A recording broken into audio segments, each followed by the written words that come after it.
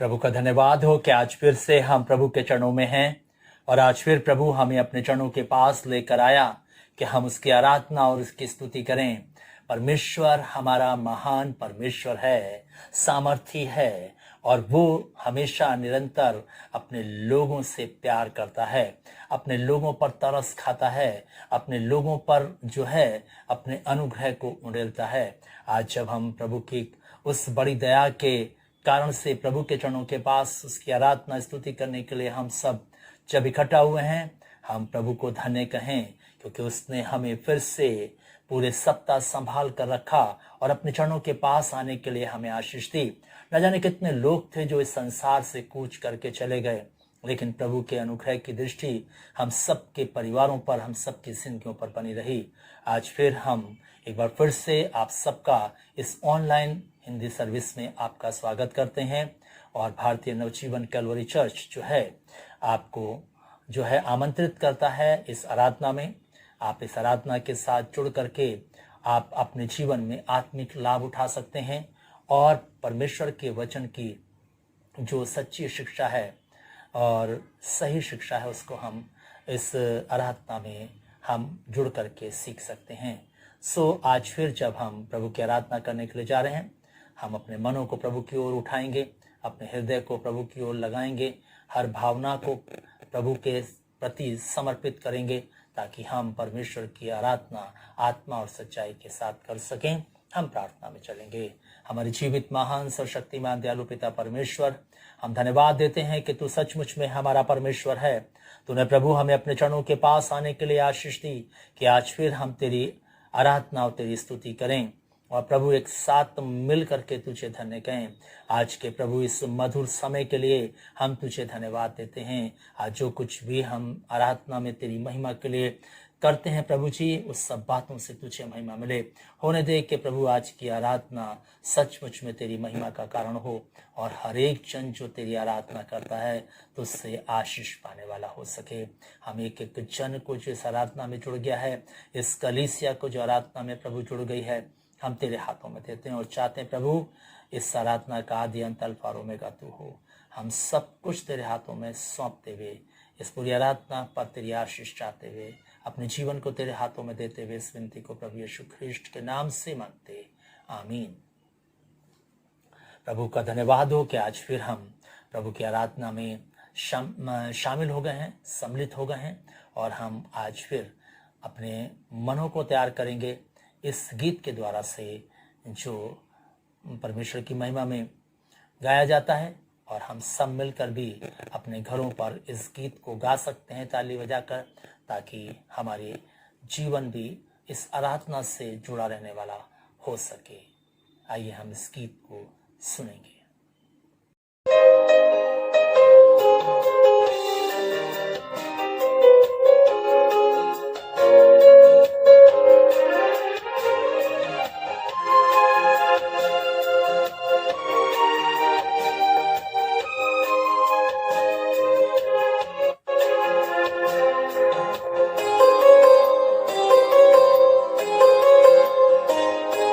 जीवन का मकसद तू है, मेरे जीने का कारण तू है।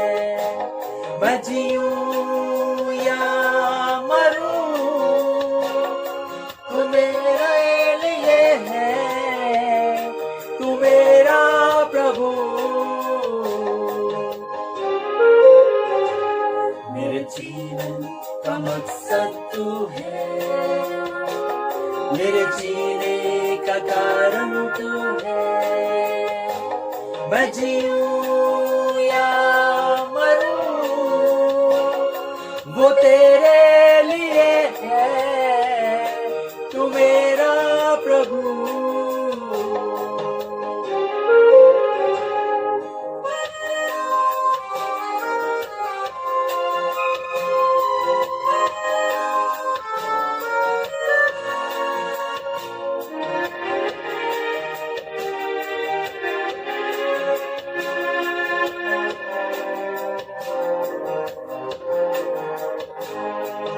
पिछला सब भूल कर मैं आगे दौड़ा चलूं, जो मेरे लिए धन था उसको मैं त्याग दूं। पिछला सब भूल कर मैं आगे दौड़ा चलूं, जो मेरे लिए धन था उसको मैं त्याग दूं, कि मैं पाऊं उससे पुरस्कार। दौड़ा मैं जाऊं कि मैं पाऊं उससे पुरस्कार। दौड़ा मैं जाऊं, मैं जीऊं या मरूं वो तेरे लिए है, तू मेरा प्रभु। मेरे जीवन का मकसद तू है, मेरे जीने का कारण तू है। मैं जीऊं या मरूं तू मेरे लिए है, तू मेरा प्रभु।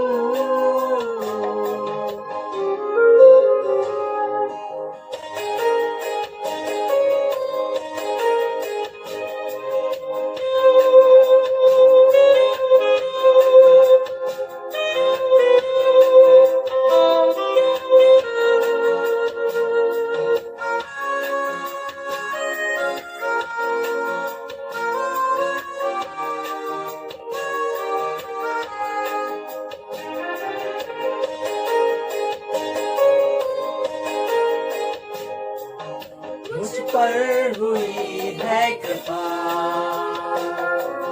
बेकार ना जाने दो, जिसने मुझे है चुना, उसकी और मैं बढ़ूं। मुझ पर हुई है कृपा, बेकार ना जाने दो, जिसने मुझे है चुना, उसकी और मैं बढ़ूं। देखूं तेरी सलीब पर खींचा मैं जाऊं, देखो तेरी सलीब पर खींचा मैं जाऊं। मैं जीऊं या मरूं, वो तेरे लिए है, तू मेरा प्रभु।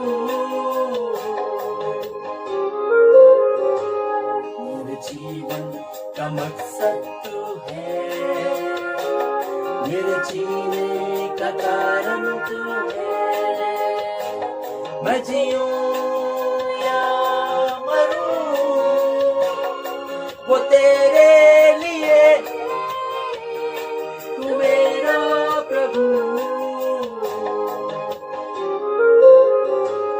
मेरे जीवन का मकसद तू है, मेरे जीने का कारण तू है। मेरे जीने का मकसद तू है, मेरे जीने का कारण तू है। प्रभु का धन्यवाद हो कि इन दिनों में हम जो है प्रकाशित वाक्य के 2 और 3 अध्याय में पाए जाने वाली 7 कलीसियाओं के बारे में हम सीख रहे हैं। हमने पिछले रविवार जो है इफिसुस की कलीसिया के बारे में सीखा था, और मैं आपको बताना चाहता हूं ये जो 7 कलीसियाएं जो हम प्रकाशित वाक्य की पुस्तक में पाते हैं, ये आज की कलीसियाओं का जो है चित्रण है। ये बिल्कुल आज की कलीसियाओं से मिलता जुलता बातचीत है। आज जब हम इस संसार में कलीसियाओं को देख रहे हैं, हम इन 7 कलीसियाओं की तस्वीर हम इन कलीसियाओं में प्राप्त कर सकते हैं, पा सकते हैं, देख सकते हैं। और हम जानते हैं कि प्रिय भाई बहनों, इन 7 कलीसियाओं को जो पत्र लिखा गया वो प्रभु यीशु मसीह की ओर से था। और हम देखते हैं कि किस रीति से प्रभु यीशु मसीह ने इफिसुस की कलीसिया को पत्र लिखवाया, और उसके बाद उसने जो है स्मुरना की कलीसिया को पत्र लिखवाया, और इसी रीति से 7 कलीसियाओं को जो है वो पत्र लिखवाया गया प्रिय भाई बहनों। और इसलिए हम इससे पहले कि हम स्मुरना की कलीसिया जो कि दूसरी कलीसिया है, ये एशिया माइनर में थी 7 कलीसियाएं, और हम इस स्मुरना की कलीसिया के बारे में सीखें, देखें और जांचें क्या हमारी कलीसिया कुछ इस प्रकार की तो नहीं है, और अगर है तो उत्तम बात है, और अगर नहीं है तो हम आज इस कलीसिया के द्वारा से जैसा प्रभु चाहता है सीख करके हम अपनी जिंदगी को आगे बढ़ाएंगे।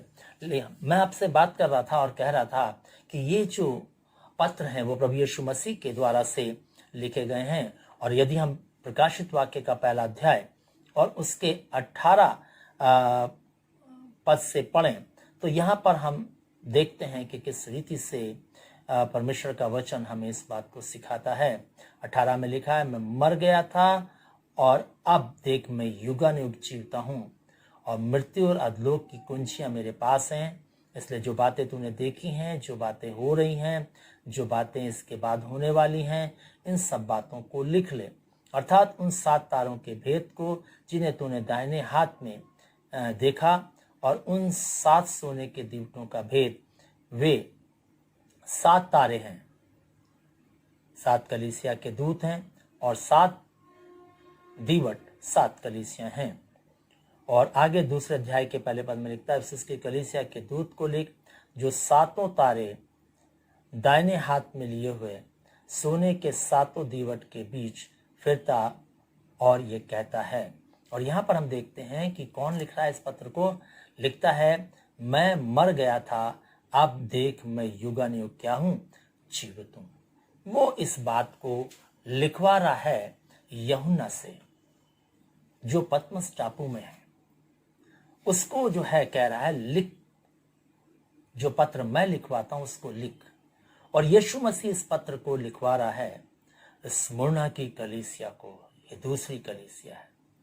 और स्मुरना की कलीसिया को पत्र लिखवाते समय वो क्या कहता है, यदि हम 2 अध्याय में जाएं, उसके 8 पद से लेकर के हम 11 पद तक पढ़ें, तो यहाँ पर कुछ इस प्रकार से स्मुरना के लिए जो पत्र लिखा गया, जो खत लिखा गया, जो संदेश था उस खत के अंदर, वो इस प्रकार से था, स्मुरना की कलीसिया के दूत को लिख, जो प्रथम और अंतिम है, जो मर गया था और अब जीवित हो गया है। वह यह कहता है कि मैं तेरे कलेश और दरिद्रता को जानता हूं, परंतु तू धनी है, और जो लोग अपने आप को यहूदी कहते हैं और है नहीं, पर शैतान की सभा है, उनकी निंदा को भी जानता हूं। जो दुख तुझको झेलने होंगे उनसे मत डर, क्योंकि देखो शैतान तुम में से कुछ को जेल खाने में डालने में पर है, ताकि तुम परखे जाओ, और तुम्हें 10 दिन तक कलेश उठाना होगा। प्राण देने तक विश्वासी रहे, मैं तुझे जीवन का मुकुट दूंगा। जिसके कान हो वह सुन ले कि आत्मा कलीसियाओं से क्या कहता है। जो जय पाए उसको दूसरी मृत्यु से कुछ हानि न होगी। प्रभु अपने वचन के पढ़े जाने और सुने जाने पर आशीष देवे। अब यहाँ पर हम देखते हैं कि स्मुरना की कलीसिया को पत्र लिखा गया। इससे पहले कि हम इस सारी बातों को, जो खत लिखा गया है और वो क्या कहना चाहता है प्रभु यीशु मसीह, इन सब बातों पर हम विचार करें, मैं आपको बताना चाहता हूं कि स्मुरना का जो चर्च का जो इतिहास है वो कुछ इस प्रकार से है कि इफिसुस से कोई विश्वासी जन ने जा करके स्मुरना नगर में जो है देश में जो है प्रचार किया, और वहां लोग विश्वास में आए। और वहां पर जो पॉलीकार्प जो एक परमेश्वर का भक्त था, जो पास्टर था वहां का, वो इस स्मुरना चर्च का पास्टर था, और बाद में ये बिशप भी हुआ। ऐसा इतिहास बताता है। और मैं आपको बताना चाहता हूं कि आज के समय में जो इस स्मुरना के बारे में, अगर हम इस देश के बारे में, हम इस चर्च के बारे में अगर हम जानना चाहते हैं, तो ये आपको वेस्टर्न टर्की में मिलेगा। आज के जो नाम के हिसाब से वेस्टर्न टर्की में मिलेगा। और स्मुरना जो नगर है उसका जो नाम है वह इज़मायर है, इज़मायर। और स्मुरना का जो अर्थ था वो था मुर। और इस स्मुरना नगर में जो है, यहाँ पर जो है मुर के बहुत पेड़ हुआ करते थे। ये वही मुर है जो मजूसी लेकर के यीशु मसीह के पास भेंट करने के लिए आए थे। ये वही मुर की बात हो रही है। ये वही मुर है जो यीशु मसीह को जो है जब वो क्रूस पर थे तो दिया गया था। और ये मुर वहाँ बहुतायता के साथ होता था, इसका बिजनेस होता था इस मुर का। और मैं आपको बताना चाहता हूँ, इसलिए ये जो स्मुरना नगर था ये बहुत ही फेमस था, बहुत ही प्रसिद्ध था। और यहाँ पर जो है जो दूसरा कारण था वो था, यहाँ एक अच्छा म्यूजियम था, और इसके कारण से भी ये बहुत फेमस था ये शहर। और यहाँ पर बहुत ही रईस लोग रहते थे, बिजनेसमैन लोग रहते थे।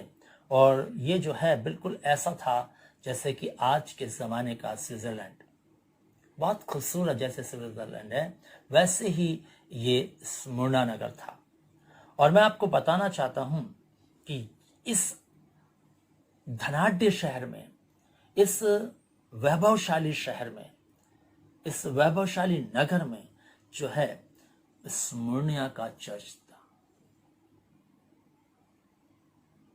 यहाँ पर एक कलीसिया थी जो बहुत ही दुखों से होकर गुजर रही थी, जो बहुत ही परेशानी से होकर गुजर रही थी, और बहुत अत्याचार था इन विश्वासियों के जीवन में, बहुत कलेश था इन विश्वासियों के जीवन में, बहुत दुख था इन विश्वासियों के जीवन में। और मैं आपको बताना चाहता हूं प्रिय बहनों कि ये इन सारे दुख में, इस सारे कलेश में, इस सारे संकट में ये कलीसिया जो थी वो प्रभु के साथ स्थिर थी, प्रभु के साथ खड़ी थी। प्रिय बहनों, चारों तरफ जो है बहुत ही खुशनुमा माहौल था, सब बातें बहुत अच्छी थीं, सब चीजें बहुत सामान्य थीं, बहुत ही मतलब वैभवशाली ये नगर था। लेकिन उसके बावजूद भी हम देखते हैं कि जो कलीसिया की जो दशा थी वो बहुत ही दयनीय थी, बहुत सताव था इन मसीह विश्वासियों के जीवन में, और ये सताव में रह करके अपनी जिंदगी को परमेश्वर के साथ जी रहे थे। और ये सताव कोई साधारण सताव नहीं था, यहाँ पर लोगों को जला करके मार डाला जाता था, यहाँ पर लोगों को जो है अलग अलग ताड़नाएं दे करके मार डाला जाता था। जो यीशु मसीह के साथ अपनी जिंदगी को जीते थे, जो यीशु मसीह के मानने वाले लोग थे, उनको अलग अलग तरीके से ताड़ना प्रताड़ना दी जाती थी प्रिय भाई बहनों। और मैं आपको बताना चाहता हूं कि ये कलीसिया जब इस दुख के दौर से, इस कष्ट के दौर से, इस सताव के दौर से, इस पीड़ा के दौर से, इस परेशानी के दौर से, गरीबी के दौर से, तंगाली के दौर से गुजर रही थी, तब प्रभु ने क्या कहा? हर एक को जब पत्र उसने लिखा तो अलग अलग उसने जो है तरीके से अपने आप को कलीसियाओं के सामने रखा। हमने इफिसुस की कलीसिया के बारे में देखा था, तो वह हम देख रहे थे, वो कहता है कि ये बात इफिसुस की कलीसिया को लिख के ये पत्र उसकी ओर से है जिसके हाथ में 7 तारे हैं और जो सोने के दीवटों के बीच में क्या है? फिरता है। अब यहां पर हम देखते हैं कि किस रीति से स्मुरना की कलीसिया का जो स्टार्ट है वो देखते हैं। क्या कहता है? जो प्रथम और अंतिम है, जो मर गया था और अब जीवित हो गया। और यहां पर हम देखते हैं कि प्रभु यीशु मसीह इस बात को, इस कलीसिया को बताना चाहता है, डरने की बात नहीं है, घबराने की बात नहीं है, धीरज धरने की बात है, सिर्फ क्योंकि जो है मैं ही प्रथम हूं और मैं ही अंतिम हूं, मैं ही अल्फा हूं, मैं ही ओमेगा हूं, मैं मर गया था और अब जीवित हूं। प्रभु इस बात को बताना चाहता था इस सताव से गुजरने वाली कलीसिया को कि मैं जो तुम्हारा प्रभु हूं, मैं जिंदा प्रभु हूं, मैं तुम्हारे दुखों को देखने वाला प्रभु हूं, मैं तुम्हारी पीड़ा को समझने वाला प्रभु हूं, क्योंकि मैं जिंदा प्रभु हूं। सचमुच में हमारा जो प्रभु यीशु मसीह है वो जिंदा है, जो हमारी हर पीड़ा को समझता है, क्योंकि वो इस संसार में 33.5 वर्ष अपनी जिंदगी को गुजार के गया है। उसने मनुष्य के दुखों को अपनी जिंदगी में अनुभव किया है, उनकी पीड़ाओं को उसने अपनी जिंदगी के अंदर अनुभव किया है, उनके कलेशों को अपनी जिंदगी के अंदर महसूस किया है, वो उसमें से होकर के गुजरा है। और इसीलिए हम देखते हैं कि किस रीति से जो है इब्रानियों का पत्र क्या कहता है। यदि आप मेरे साथ इब्रानियों का पत्र निकालें और उसका 4 अध्याय निकालें, देखिए परमेश्वर का वचन क्या कहता है, परमेश्वर का भक्त क्या कहता है यहां पर लिखते समय। और अगर हम 15 पद को पढ़ें तो लिखा है, क्योंकि हमारा ऐसा महायाजक नहीं जो हमारी निर्बलताओं में हमारे साथ दुखी ना हो सके, वरन वह सब बातों में हमारे समान परखा तो गया तो भी निष्पाप निकला। और यहां पर हम देखते हैं कि किस रीति से परमेश्वर का पुत्र यीशु मसीह जो है हमारी सारी बातों को जानता है, क्योंकि वो जो है हमारी निर्बलताओं को और हमारे दुखों को समझता है, क्योंकि वो जो है इस संसार में जब आया तो उसने सब चीजों का अपनी जिंदगी के अंदर अनुभव किया प्रिय भाई बहनों। और इसलिए परमेश्वर का वचन आज हमसे बात कर रहा है और हमें सिखाना चाहता है। कहता है कि मैं जो प्रथम और अंतिम हूं, मैं जो मर गया था और अब जीवित हो गया हूं, वो ये कहता है, क्या कहता है, क्या कहता है कि मैं तेरे कलेश और दरिद्रता को जानता हूं। मैं तेरे कलेशों को जानता हूं और तेरी गरीबी को जानता हूं, तेरी कंगाली को जानता हूं। मैं जानता हूं। प्रिय भाई बहनों, परमेश्वर सब बातों को जानता है। हमारा प्रभु यीशु मसीह सब बातों को जानता है। लेकिन ब्रैकेट में यहां पर लिखा है, परंतु तू धनी है। आज हम जो धनी हैं वो पैसे से, अच्छी कारों से, अच्छे मकानों से अपने आप को क्या करते हैं, जाहिर करते हैं। हम इन सब चीजों को रख करके सोचते हैं कि हम धनवान हैं, हम धनी हैं।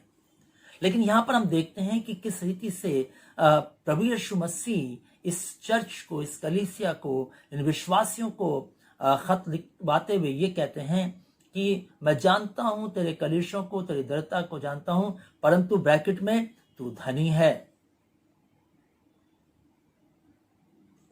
परमेश्वर की दृष्टि में जो धनाढ्यता है वो अलग है। हमारी दृष्टि में जो धनाढ्यता है वो अलग है। प्रिय बहनों, हम अच्छे सोफे घर में हो, अच्छा घर का जो है सजावट हो, है ना, हमारे घर में जो है अच्छे जो है हर चीज बेस्ट हो, है ना, हमारे बाहर एक अच्छी गाड़ी खड़ी हो, हमारे घर में सारी सुख सुविधाएं हो, हमारा अलग ड्राइंग रूम हो, अलग जो है डाइनिंग रूम हो, अलग जो है बेडरूम हो, है ना, अलग जो है सब कुछ अलग अलग हो। हम सोचते हैं कि ये धनाढ्य लोग हैं। ये मनुष्य की दृष्टि के अनुसार है प्रिय भाई बहनों। लेकिन जो खुदा की दृष्टि के अनुसार है, जो यीशु की दृष्टि के अनुसार है, वो क्या है, वो धनाढ्यता किस बात में है कि हम जो खुदा के लिए अपनी जिंदगी को समर्पण के साथ जी रहे हैं, उस समय हम धनाढ्य हैं, हम धनी हैं। लोग उस में अपने जिंदगी को नहीं जी रहे हैं, इसलिए कंगाल हैं वो लोग। क्योंकि जिनके पास यीशु है वो धनी है, जिनके पास यीशु नहीं वो कंगाल हैं।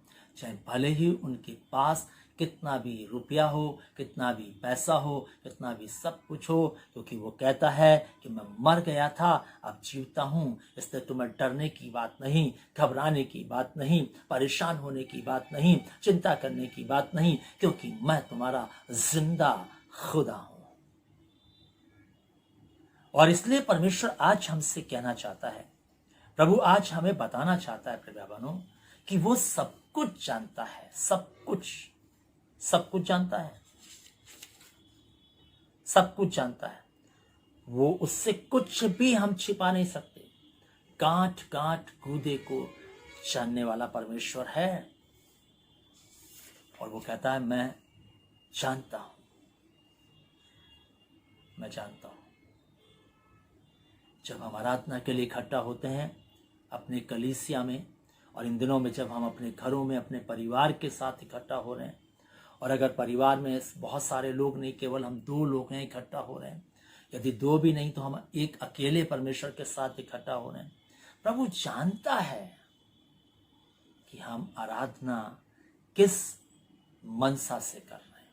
प्रभु जानता है कि हमारी आराधना करने का जो स्पिरिट है वो कैसी है। प्रभु जानता है प्रिय बहनों, प्रभु से कुछ छिपा नहीं।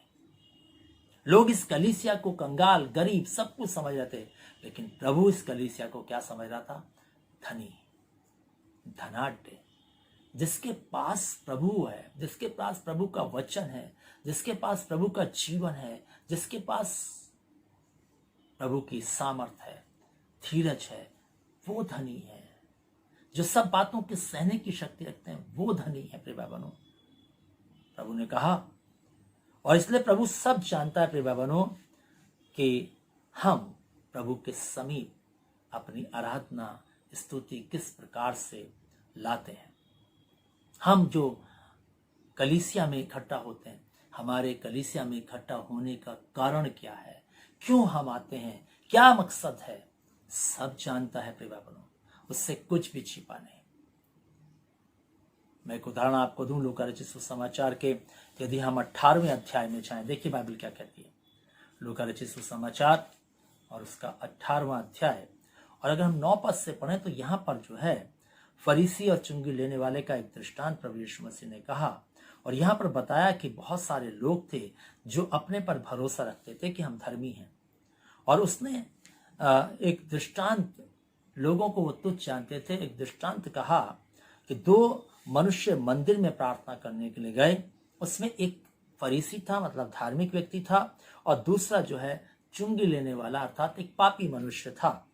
और धार्मिक मनुष्य जो फरीसी था वो खड़ा होकर के मन में प्रार्थना करने लगा, मन में प्रार्थना करने लगा, चिल्ला के नहीं, शोर मचा के नहीं, जोर से नहीं, मन में, जैसे हम भी मन में प्रार्थना करते हैं, है ना। हम आराधना करने के लिए आते हैं तो मन में आराधना हम करते हैं। प्रभु मनों को जांचता है भाई, मनों को जांचने वाला परमेश्वर है। मन में क्या है हमारे, सब जानता है वो। बाइबल हमें इस बात को आज बता रही है। परमेश्वर आज हमसे फिर से कह रहा है, यीशु मसीह कह रहा, मैं जानता हूं कि तुम चर्च में क्यों आते हो, मैं जानता हूं कि तुम आराधना किस प्रकार की करते हो, मैं जानता हूं। और यहां पर हम देखते हैं कि ये फरीसी मन में प्रार्थना करने लगा और कहने लगा कि मैं परमेश्वर तेरा धन्यवाद करता हूं कि मैं दूसरे मनुष्यों के न्याय अंधेर करने वाला, अन्यायी, व्यभिचारी नहीं, और ना मैं इस चुंगी लेने वाले के समान हूं। मैं सप्ताह में 2 बार उपवास रखता हूं और अपनी कमाई का 10वां अंश भी देता हूं। परंतु चुंगी लेने वाले ने दूर खड़े होकर के स्वर्ग की ओर आंखें उठाना भी ना चाहा, और वरन अपनी छाती पीट पीट कर कहा, हे परमेश्वर, मुझ पापी पर दया कर। बाइबल कहती है, मैं तुझसे कहता हूं कि वह दूसरा नहीं परंतु वही मनुष्य धर्मी ठहराया जाकर अपने घर गया। समझ लीजिए कौन, चुंगी लेने वाला। प्रभु सब जानता है, प्रभु सब जानता है। प्रिय बहनों, वो हमारे मन को जानता है, हमारे बाहरी वातावरण को नहीं, हमारे भीतरी मनुष्यत्व को भी जानता है। प्रिय बहनों, प्रभु जानता था कि जकई पेड़ पे बैठा है, इसलिए जब वो यरूशलेम से होकर के जा रहा था और जब उस पेड़ के नीचे आया तो उसने कहा, जकई नीचे उतरा। उसने जकई को चढ़ते नहीं देखा था, है ना, छिपते नहीं देखा था, पहले मुलाकात नहीं हुई थी और पहले कोई मिलना जुलना नहीं हुआ था। लेकिन जब यीशु आया उस पेड़ के नीचे, उसने कहा, जकई नीचे आ जा, मुझे तेरे घर में रहना अवश्य। सब जानता है प्रिय बहनों, क्या छिपाएंगे आप उससे, क्या छिपा लेंगे। हम चर्च क्यों जाते हैं, हम क्यों जाते हैं चर्च, सब जानता है। हम क्यों प्रार्थनाएं करते हैं, सब जानता है वो। हम क्यों दान देते हैं, सब जानता है वो। भाई बहनों, क्या सचमुच में हम परमेश्वर की आराधना करने के लिए इकट्ठा होते हैं, सब जानता है। या हम लोगों को दिखाने के लिए आराधना करते हैं। हम जो गीत गाते हैं, हम क्या सचमुच में परमेश्वर के लिए गाते हैं, या हम अपनी प्रशंसा, अपनी महिमा कराने के लिए गाते हैं, सब जानता है वो भाई। हम जब अपनी भेंटों को लेकर के आते हैं परमेश्वर के समीप, वो सब जानता है, सब जानता है प्रिय भाई बहनों कि हम कितनी लाए हैं और क्या दे रहे हैं। इसलिए प्रिय भाई बहनों, आज हम प्रभु को जो भी देते हैं, और हम एक बार इस बात को भी परखें कि हम पूरे सप्ताह अपने ऊपर कितना खर्च करते हैं और पूरे सप्ताह में जो हम प्रभु को ला करके डालते हैं वो कितना डालते हैं। गौर करके देखिए प्रिय बहनों, प्रभु सब जानता है। बाइबल में आया है कि एक बार दान हो रहा था और यीशु मसीह आराधनालय में थे, है ना, और सब लोग थैली ला करके जो है भेंट चढ़ा रहे थे। यीशु मसीह ने एक विधवा को देख करके कहा कि इसने सबसे अधिक दान डाला है, जबकि उसने 2 दमड़ी डाली थी, उसने बहुत थैली नहीं डाली थी, क्योंकि उसने प्रभु के लिए अपनी सामर्थ्य से कहीं अधिक डाला था। हो सकता है उसके पास वही 2 दमड़ी हो, पूरे सप्ताह उसके पास खाने को कुछ ना हो, लेकिन उसने प्रभु के लिए वो डाल दिया। वो प्रभु को थोड़ा नहीं देना चाहती थी। आज हम पूरे सप्ताह अपने ऊपर कितना पैसा खर्च करते हैं, मॉल जाने में, इधर जाने में, बाजार जाने में, चीजें खाने में। बच्चे अगर कोई फरमाइश कर दें तो हम रुकते नहीं, सब चीजों को उसी समय मुहैया कराने की कोशिश करते हैं। अगर हमें कोई चीज पसंद आ जाए तो हम उसको खरीदने का प्रयास करते हैं, लेकिन जब प्रभु को देने की बात आती है प्रभु, तो हम अपने जीवन में कैसे देते हैं। और इसलिए प्रिय भाई बहनों, प्रभु सब जानता है। और यहां पर हम देखते हैं स्मुरना की कलीसिया को जब यीशु मसीह पत्र लिख रहे हैं तो वो कहते हैं कि मैं जानता हूं तेरे कलेश, तेरी दरिद्रता को जानता हूं, मैं जानता हूं। और इसलिए प्रभु सब जानता है कि हम आराधना करने के लिए जाते हैं या हाजिरी लगाने के लिए जाते हैं। प्रभु सब जानता है। प्रभु सब जानता है कि हम वचन सुनने के लिए जाते हैं, उसको अपनी जिंदगी में अमल में लाने के लिए जाते हैं, या केवल कान की खुजली मिटाने के लिए जाते हैं, या कमियों को निकालने के लिए जाते हैं। प्रभु सब जानता है प्रिय भाई बहनों। इन दिनों में चर्च बंद है, ऑनलाइन आराधना है प्रिय भाई बहनों, और हम जो कलीसिया हैं, है ना, हम जो परिवार के रूप में इन दिनों में एक साथ हम जब इकट्ठा नहीं हो पा रहे हैं, हम अपने घरों पर परिवार के साथ हैं, आराधनाओं को आप तक पहुंचाया जा रहा है। हर रविवार हर एक कलीसिया का पासवान आपको आराधना भेज रहा है, और हर एक कलीसिया जो है इस आराधना को अटेंड कर रही है या नहीं कर रही है तो कलीसिया ही जानती है। लेकिन पासवान अपने भरसक प्रयास के साथ ये कोशिश कर रहा है कि कहीं भी आत्मिक जीवन कमजोर ना होने पाए, कहीं भी आत्मिक जीवन में कोई गिरावट ना आने पाए, आत्मिक जीवन जो है कहीं से भी निर्बल ना हो सके। कोशिश है पासवान की। लेकिन क्या हम घर में ईमानदारी के साथ, विश्वास योग्यता के साथ, पूरे घराने के साथ समूह बना करके बैठ करके, जैसे आराधनालय में हम इकट्ठा होते हैं, ऐसे फैमिली के साथ बैठ करके, मम्मी पापा बच्चे दादा दादी जो भी हैं हमारे परिवार में जितने लोग हैं, सब बैठ करके एक साथ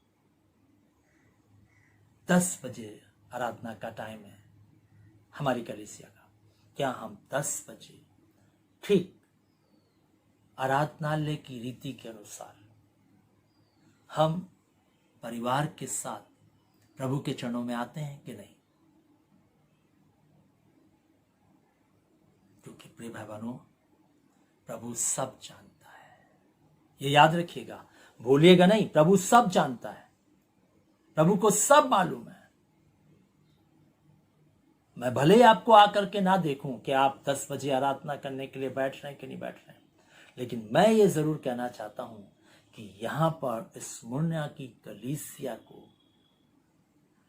यीशु मसीह के द्वारा से खत लिखा जा रहा है, और वो कह रहा है कि मैं जानता हूं।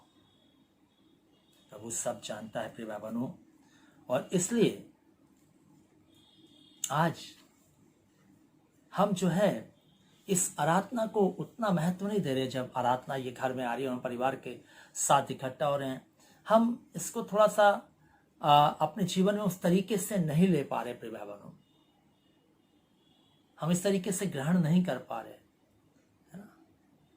हम जो है प्रभु के आराधना के दिन को हम जो है समय के साथ, जबकि घरों पर है, नहीं बैठ पा रहे। उसमें भी हम कोई 11 बजे, कोई 11:30 बजे, कोई 12 बजे, कोई 1 बजे, है ना, कोई 3 बजे, कोई कहता है चलो तो आपने आराधना 10 बजे शुरू कर ली, उसके बाद 11 बजे मैं देख लूंगा, 12 बजे मैं देख लूंगा। एक साथ हम नहीं इकट्ठा होकर के आराधना कर पा रहे, क्योंकि भाई कोई देख तो रहा नहीं। चर्च में जाएंगे, 10 बजे नहीं जाएंगे तो पादी साहब टोक देंगे, लेकिन यहाँ तो अगर 10:30 भी बैठेंगे तो कोई दिक्कत नहीं, 11 बजे भी बैठेंगे तो कोई दिक्कत नहीं, 12 बजे भी बैठेंगे तो कोई दिक्कत नहीं, है ना। लेकिन मैं आपको ये कहना चाहता हूँ कि प्रभु सब जानता है कि आप कितने विश्वास योग्य हैं प्रभु के प्रति। कलीसिया के प्रति की बात नहीं कर रहा, पासवान के प्रति विश्वास योग्यता की बात नहीं कर रहा, प्रभु के प्रति आप कितने विश्वास योग्य हैं प्रभु सब जानता है। याद रखिएगा प्रिय भाई बहनों, प्रभु सब जानता है। और ये कलीसिया परमेश्वर के लिए विश्वास योग्य थी, परमेश्वर के प्रति विश्वास योग्य थी। कंगाली थी, गरीबी थी, दरिद्रता थी, सताव था, कलेश था, संकट था, बहुत सारी मतलब प्रेशर था। लोग जो है इन्हें मतलब क्रैश कर रहे थे, पीस रहे थे, उसके बावजूद भी ये प्रभु के लिए खड़े थे। ये मरने को तैयार थे प्रभु के लिए, ये पिस जाने को तैयार थे प्रभु के लिए, लेकिन ये प्रभु के प्रति लॉयल थे, विश्वास योग्य थे। और इसलिए प्रभु ने कहा, मैं जानता हूं तेरे कलेश और तेरी दरिद्रता को। ब्रैकेट में उसने कहा, तू धनी है, तू धनी है। और इसलिए परमेश्वर आज हमसे कहना चाहता है, हमसे बात कर रहा है कि हमें ये नहीं भूलना है कि प्रभु कुछ नहीं जानता, हमें ये नहीं भूलना है कि प्रभु कुछ नहीं देख रहा। मैं आपको फिर कहना चाहता हूँ, वो कलीसिया को बहुत ही पैनी निगाह से देखता है। और इसलिए यीशु की कलीसिया को भी वो देख रहा था और उसकी कमी को उसने बताया। स्मुरना की कलीसिया को भी वो देख रहा है। और आगे क्या कहता है, यदि हम 9वें पद को आगे पढ़ें, इस लाइन से आगे पढ़ेंगे 9वें वर्ष की, और लिखा है, जो लोग अपने आप को यहूदी कहते हैं और है नहीं पर शैतान की सभा हैं, उनकी निंदा को भी जानता हूं। और यहां पर कहता है प्रभु यीशु मसीह कि मैं उन लोगों को भी जानता हूं जो अपने आप को यहूदी तो कहते हैं, लेकिन वो है क्या? वो है नहीं, वो यहूदी नहीं है, वो शैतान की सभा हैं और निंदा का कारण है। यहां पर प्रभु यीशु मसीह साफ कहता है, उस जमाने में यहूदी लोग जो है प्रभु के पास आए थे, लेकिन उन्होंने अपनी जिंदगी को प्रभु के साथ ठीक से नहीं जिया। उन्होंने अपनी जिंदगी को शैतान के तरीके से जिया, शैतान के अनुसार जिया, शैतान की बातों में आकर जिया, भटक कर बहक करके जिया। इसलिए प्रभु कहता है, मैं जानता हूं कि तुम में बहुत से यहूदी हैं, लेकिन वे शैतान की सभा हैं। वे शैतान की सभा के अनुसार अपने जीवन को जीने वाले लोग हैं। और ठीक इसी रीति से बाइबल हमें बताना चाहती है भाई बहनों कि हम जो मसीह हैं, हमारी दशा भी कुछ ऐसे ही है। हम कहते तो अपने आप को क्रिश्चियन हैं, कहते तो अपने आप को मसीह हैं, लेकिन कहीं ऐसा तो नहीं कि हमारे बारे में भी प्रभु जानता हो और ये जानता हो कि हम मसीह नहीं हैं, हम भी क्या हैं? शैतान की सभा के लोग हैं।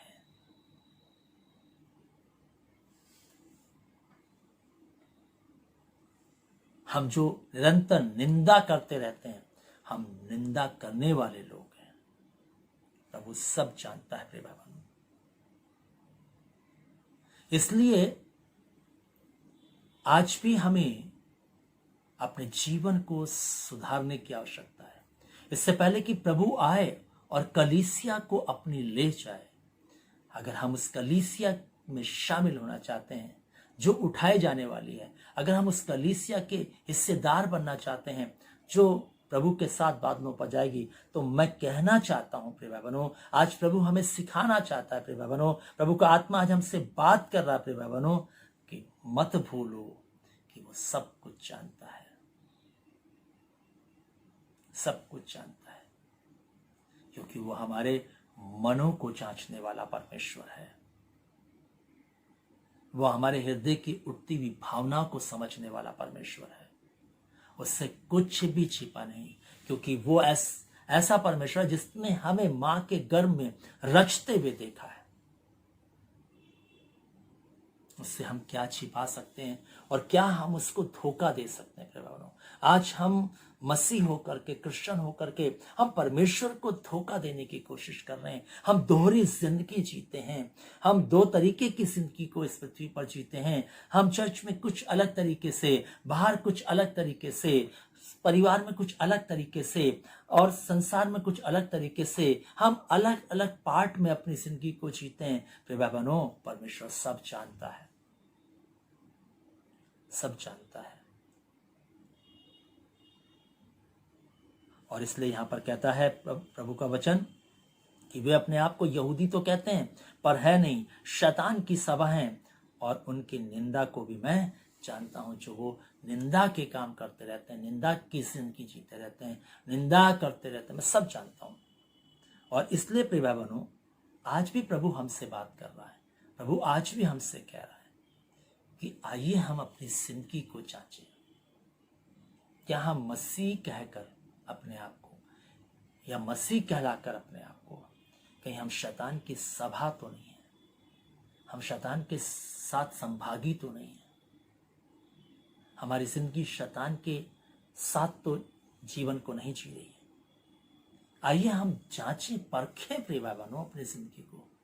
अब बहुत समय नहीं रह गया है, अब बहुत दिन दूर नहीं जब यीशु आ जाएगा। इसलिए प्रभु आज भी हमसे कहना चाहता है कि होश में आ जाओ, जाग जाओ, क्योंकि तुम ना उस घड़ी को जानते हो और ना उस दिन को। आइए हम अपनी जिंदगी को प्रभु के साथ स्मुरना की कलीसिया के समान बनाएं। क्या कहता है आगे, हम 10वें पद को देखेंगे। जो दुख तुझको झेलने होंगे उनसे मत डर, क्योंकि देख शैतान तुम में से कुछ को जेल खाने में डालने पर है, ताकि तुम परखे जाओ, और तुम्हें 10 दिन तक कलेश उठाना होगा।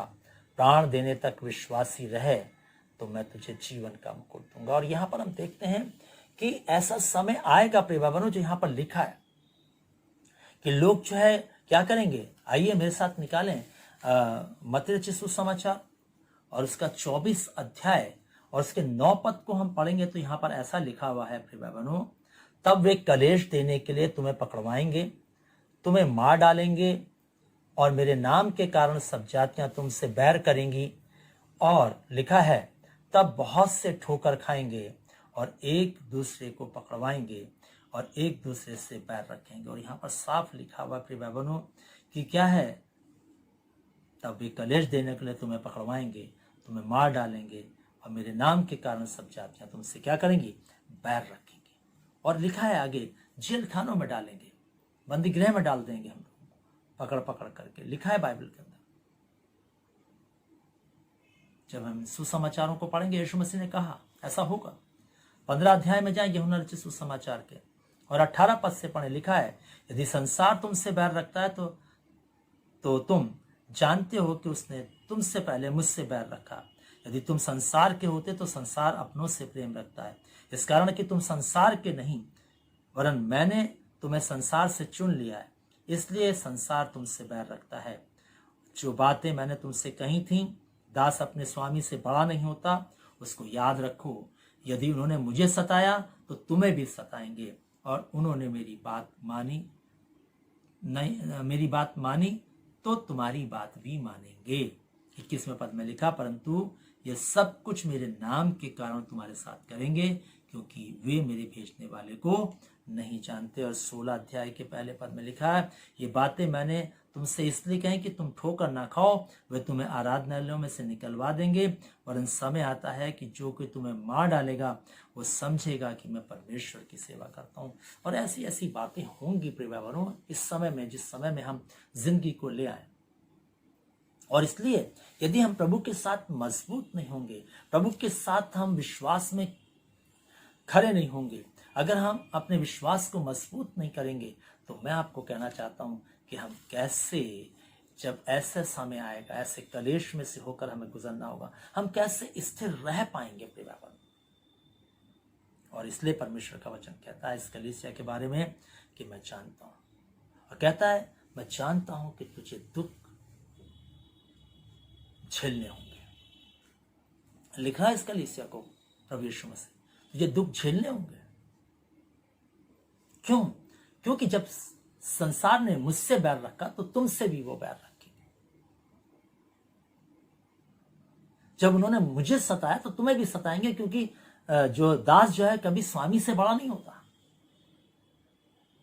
इसलिए प्रिय भाई बहनों, हमारी दशा भी ऐसी होगी अगर हम प्रभु के नाम के कहलाते हैं, क्योंकि संसार हमसे बैर करेगा, क्योंकि उसने यीशु से बैर किया, प्रभु यीशु से बैर किया। यीशु ने खुद कहा, जब उसने मुझसे बैर किया तुमसे भी करेंगे।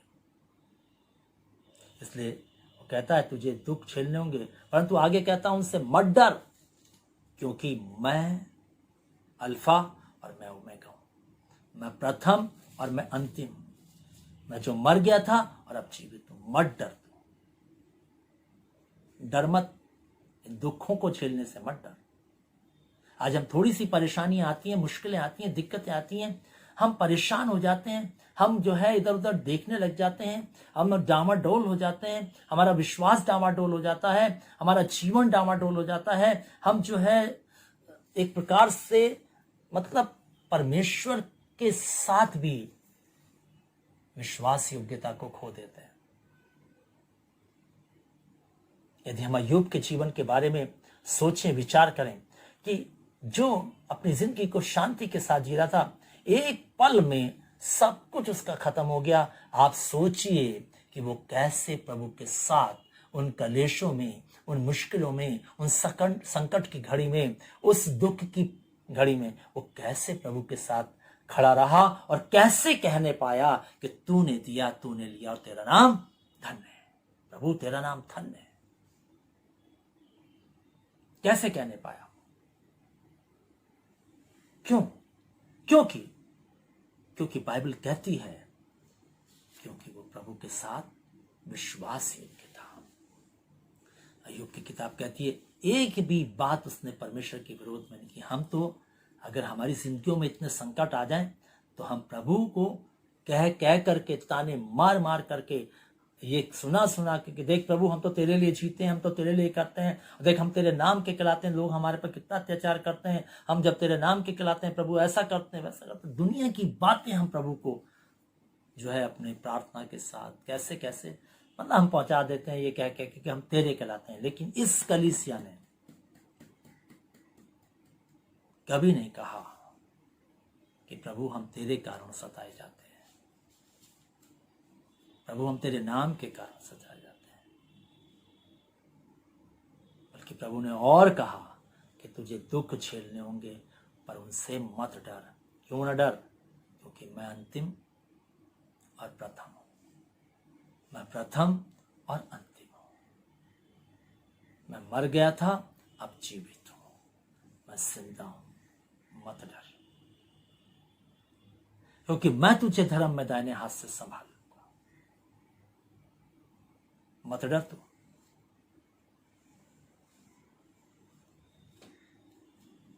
क्यों? मत डर, बल्कि इन दुखों में तो प्राण देने तक विश्वास योग्य रहे। मेरे साथ जिंदगी को जीने में विश्वास योग्य रहे।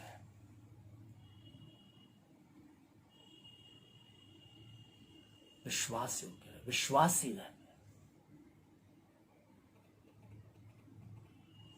आज प्रिय भाई बहनों, हमारा जो विश्वासीपन है वो तब तक है जब तक प्रभु से हमें सब कुछ मिलता है, जब तक प्रभु हमें चंगा करता है, जब तक प्रभु हमें आशीषें देता है, जब तक वो प्रभु हमारी विनतियों को सुनता है तब तक। और अगर वो ना सुने और वो आशीष ना दे और वो हमें बीमारी से फिर चंगाई ना दे और फिर वो हमारी सुधि ना ले, तब हम विश्वासी रहेंगे। तब क्या हम ये कह करके अपने प्रभु को संबोधित करके कहेंगे, प्रभु तेरी मर्जी पूरी हो? कदापि नहीं, कदापि नहीं प्रिय भाई बहनों। लेकिन ये कलीसिया धीरज धरने वाली, सब बातों को सहने वाली कलीसिया थी। और इसलिए प्रभु ने कहा कि यदि विश्वासी रहेगा तो मैं तुझे जीवन का मुकुट दूंगा। जीवन का मुकुट तभी मिलेगा जब हम धीरज धरकर प्रभु के साथ हर एक परिस्थिति में, हर एक स्थिति में ठहरे रहेंगे। और हम जानते हैं प्रिय भाई बहनों, ये कलीसिया के लोग प्रभु के साथ खड़े रहे और इन्होंने प्रभु के लिए हर बात को सहा, हर पीड़ा को सहा। आज ऐसा हमारी जिंदगियों में नहीं है प्रिय भाई बहनों। आज हम अपनी कलीसियाओं की ओर देखें, हम जो परिवार के रूप में कलीसिया हैं, हम जो स्वयं अपने आप में कलीसिया हैं, हम जो सामूहिक रूप में कलीसिया हैं, हम अपने आप को देखें प्रिय भाई बहनों। मैं आपको कहना चाहता हूं, ये कलीसिया ने कभी धमकी सुनकर कभी धमकी नहीं दी, ताड़ना सहकर किसी के विरोध में अपने आस्तीनों को नहीं चढ़ाया। लेकिन आज अगर कोई हमारे साथ कुछ करे तो हम अपने आस्तीन भी चढ़ा लेंगे। हम अपने जो है, अगर कोई हमें गाली देगा तो हम उसे गाली के साथ साथ मार भी डालेंगे।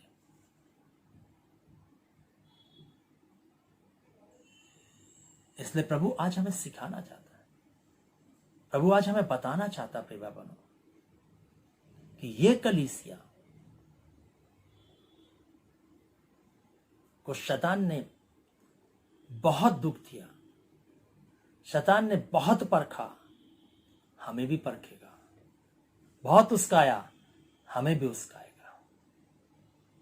आपको बताऊं कि इस कलीसिया के लोगों को उस जमाने में नीरो था और ये विश्वासी लोगों को जो यीशु मसीह के साथ जिंदगी को जी रहे थे, उस कलीसिया में उनको प्लास्टिक में रैप करके उनको पेड़ों पर लटका देता था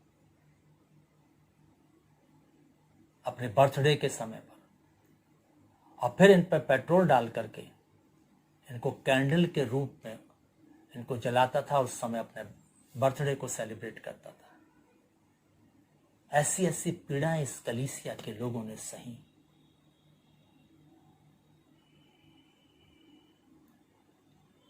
और इसलिए मैं आपको बताना चाहता हूं प्रिय भाई बहनों, ये वही प्रभु कह रहा है कि मैं तुझे जीवन का मुकुट दूंगा। और आगे क्या कह रहा है 11वें पद में, कि तुझे दूसरी मृत्यु से कोई हानि नहीं होगी।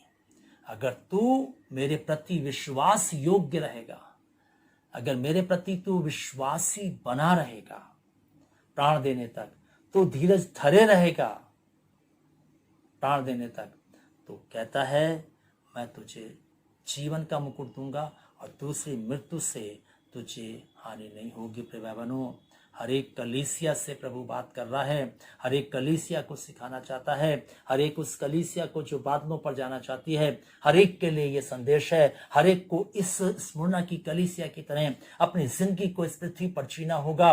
कष्ट अलग अलग हो सकते हैं, समस्याएं अलग अलग हो सकती हैं, परेशानियां कलीसियाओं में जैसे स्मुरना में थी शायद इससे कुछ भिन्न हमारी हो सकती है, लेकिन होगी प्रिय भाई बहनों, हमें उस पीड़ा से गुजरना है प्रिय भाई बहनों, हमें क्रूस लेकर उसके पीछे चलना है प्रिय भाई बहनों, हमें अपने आपे का इंकार करके जिंदगी को जीना है प्रिय भाई बहनों। हमारा अहम हमारे सामने ना आने पाए, हमें प्रभु के साथ दीन होकर के अपनी जिंदगी को इस कलीसिया के समान ईमानदार बनाना है। और मैं आपको बताना चाहता हूं, किसी साथ जो ये कलीसियां, इसमें से कोई कलीसियां, कहीं कलीसियां हो ना हो, लेकिन स्मुरना में आज भी 250 से 300 चर्च पाए जाते हैं। आज स्मुरना शहर में 250 से 300 चर्च पाए जाते हैं। क्यों? क्योंकि यहां के लोगों ने, इस चर्च के लोगों ने अपना बलिदान दिया प्रभु के खातिर, अपने खून को बहाया और खून से सींची इस भूमि को।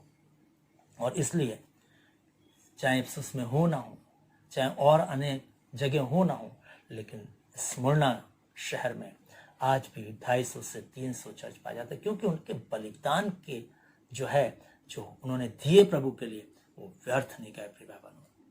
और इसी रीति से प्रभु आज हमें सिखाना चाहता है, यदि आज हम भी जो कलीसियां हैं, हम भी एक एक जन अगर अपना त्याग करेगा, बलिदान करेगा, प्रभु के लिए समर्पण का जीवन जिएगा, प्रभु के लिए समर्पण करेगा, तो प्रभु सचमुच में हमारी कलीसिया को भी सामर्थी कलीसिया बनाएगा, आशीष में कलीसिया बनाएगा, और हमारी कलीसिया से भी ये कहेगा कि मैं तुम्हें जीवन का मुकुट दूंगा और दूसरी मृत्यु से तुम्हें कोई हानि नहीं होगी। इसलिए प्रिय भाई बहनों, हमें अपनी जिंदगी को खुदा के अनुसार, खुदा की इच्छा के अनुसार, खुदा की मर्जी के अनुसार जीना है, क्योंकि वो सब जानता है, वो जानता है। और यहां पर उसने कहा, स्मुरना की कलीसिया को मैं जानता हूं। इसलिए प्रिय भाई बहनों, आप इस चक्कर में ना रहो पादी जानते हैं कि नहीं जानते। पादी साहब जाने या ना जाने, हमें खुदा जानना चाहिए। चर्च का कोई भाई बहन जाने या ना जाने, हमें खुदा जानना चाहिए, याद रखिए। और इसलिए प्रभु आज भी कहता है, ये कलीसिया लॉयल कलीसिया थी स्मुरना की, इसने दुख में सुख में अपनी जिंदगी को प्रभु के साथ विश्वास योग्यता के साथ जिया। आइए हम भी, प्रभु हमें सिखाता है, अगर हम चाहते हैं कि हम बादलों पर उठाए जाएं, तो हमें स्मुरना की कलीसिया की तरह अपनी जिंदगी को बनाना होगा। प्रभु के लिए मरने तक को तैयार रहना पड़ेगा प्रिय भाई बहनों, दुख झेलने को प्रभु के लिए तैयार रहना पड़ेगा। जो जैसा भी दुख हो, चाहे वो शारीरिक दुख हो और मानसिक दुख हो, जो भी हो, हमें सब सहना पड़ेगा प्रिय भाई बहनों, ताकि हम जीवन को पा सकें, जिंदगी को पा सकें। और मैं आपको कहना चाहता हूं, इस कलीसिया को प्रभु ने ये नहीं कहा कि मुझे तेरे विरुद्ध कुछ कहना है। कोई कमी इस कलीसिया के अंदर प्रभु ने नहीं बताई। ऐसी कलीसिया प्रभु के साथ बादलों पर जाएगी। और मैं फिर कहना चाहता हूं कि हमें ऐसी कलीसिया बनना है। हर एक जो भी आज इस संदेश को सुनता है, मैं कहना चाहता हूं कि आप इस संदेश को लोगों तक पहुंचाएं, ताकि जितनी भी कलीसियां हैं वो स्मुरना की कलीसिया की तरह बने, क्योंकि इसमें प्रभु ने इस कलीसिया में किसी भी बात का दोष, कमी नहीं बताई है। प्रभु आज भी हमें सिखाता, हम सीखें और अपने जीवन को परमेश्वर के साथ जिएं और इन वचनों को लोगों तक पहुंचाने का प्रयास करें, ताकि लोग सचमुच में इन अंतिम दिनों में वो कलीसिया बने जिसको लेने के लिए प्रभु आ रहा है, उसमें शामिल होने के योग्य बने। ऐसा आज मैं कहना चाहता हूं, आप इस वचन को लोगों तक पहुंचाएं। प्रभु आप सबको आशीष देवे। हम ये रुकेंगे, प्रार्थना में चलेंगे। प्रभु हम धन्यवाद देते हैं आज के इस दिन के लिए, जिसमें हम तेरे चरणों में बैठकर तेरी आराधना करने पाए, तेरे वचनों को सुनने पाए और हम सीखने पाए कि तू कैसे कलीसिया को अपने साथ ले जाएगा। आज हमने स्मुरना की कलीसिया के बारे में सीखा। प्रभु हम चाहते हैं कि तू हमारी कलीसिया को भी ऐसा ही बना, ताकि प्रभु ये कलीसिया बादलों पर उठाई जा सके। जैसे इस कलीसिया में कोई कमी तुझे दिखाई नहीं दी, हमारी कलीसिया में भी कोई कमी दिखाई ना दे। हम ऐसा तुझसे मांगते हैं पिता। क्योंकि प्रभु तुझसे कुछ छिपा नहीं, तू सब जानता है। और हम यही चाहते हैं कि हमारी कलीसिया सचमुच में तेरी दृष्टि में स्मरणा की कलीसिया के समान ठहरे। हमें सामर्थ्य कि हम तेरे साथ हर कलेश, हर दरिद्रता, हर तंगाली, गरीबी, कंगाली, सब में तेरे साथ हम विश्वास योग्य रह सके। आप सहायता करें। जितनों ने इस आराधना को अटेंड किया सबको आशीष दें और प्रभु सबको विश्वास योग्य बना। सब कुछ तेरे हाथों में देते हुए, हर एक को तेरे हाथों में सौंपते हुए, इस वचन पर तेरी आशीष चाहते हुए और चाहते हुए प्रभु लोग जिंदगी को पाएं। इस विनती को यीशु ख्रिस्ट के नाम से मांगते हैं, आमीन। अब हमारे परमेश्वर पिता का प्रेम, प्रभु यीशु मसीह का अनुग्रह और पवित्र आत्मा की सहभागिता हम सब विश्वास करने वालों के साथ, यहाँ के समस्त विश्वासियों के साथ, इस झुंड के साथ, इस कलीसिया के साथ, जितने लोग इस आराधना में जुड़े हैं उन सब के परिवारों के साथ, जब तक प्रभु यीशु मसीह दोबारा नहीं आते, ये आशीषें युगानुग एक सी बनी रहें, आमीन। सबको जय मसीह की।